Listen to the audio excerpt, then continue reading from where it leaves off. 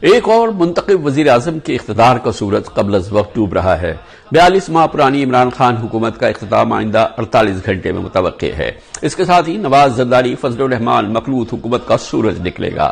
شہباز شریف نئے وزیر اعظم پاکستان ہوں گے۔ سب سے بڑا بنیادی سوال ہے کہ نئی متوقع حکومت کے وزیر اعظم شہباز شریف، کئی کابینہ وزراء، مخلوط حکومت کے سرپرست نواز شریف، آصف زرداری، مریم نواز یا تو متعدد کرپشن کیسز میں ملوث ہیں یا سزا یافتہ ہیں۔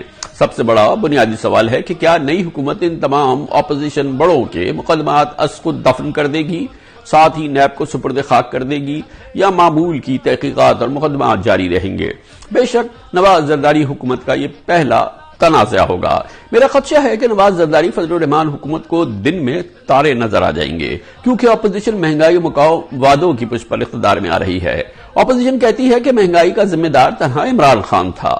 عوام دیکھیں گے کہ اپوزیشن کی حکومت کتنی جلد پیٹرول، ڈیزل، بجلی، خوردنی اشیاء وغیرہ کی قیمتیں کم کرتی ہے، گھروں، ٹرانسپورٹ کے کرایوں میں کتنی کمی آتی ہے۔ معاشی ماہرین دیکھنا چاہتے ہیں کہ نواز زرداری، فضل الرحمان حکومت کیسے ان کے بقول پاکستان دشمن IMF پروگرام سے جان چھڑواتی ہے۔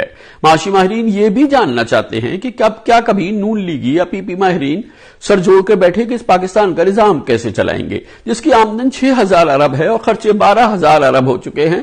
آئندہ چند دنوں میں اقتدار میں آنے کی بے چینی ضرور ہے، مگر کیا نواز زرداری، فضل الرحمان نے عرق ریزی کی کہ ان کی حکومت کیسے پاکستان کے 2700 ارب کے گردشی قرضوں سے نمٹے گی؟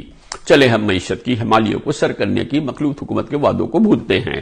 بلاول بھٹو بتائیں تحریک طالبان کی تازہ ترین اعلان جنگ سے نمٹنے کا ان کے پاس کیا فارمولا ہے؟ طالبان سے مذاکرات تو وہ 40 بار مسترد کر چکے ہیں۔ یہ صرف جھلک ہے ان سوالوں کی اور مسائل کی جن کا جواب اور حل 22 کروڑ پاکستانی نواز زرداری، فضل الرحمان حکومت سے آئندہ چند ہفتوں میں مانگنا شروع کریں گے۔ اسی دوران قائد حزب اختلاف ہوں گے عمران خان۔ اگر اپوزیشن عوام کی توقعات پر پوری نہیں اتری تو عوامی طوفان ہوگا۔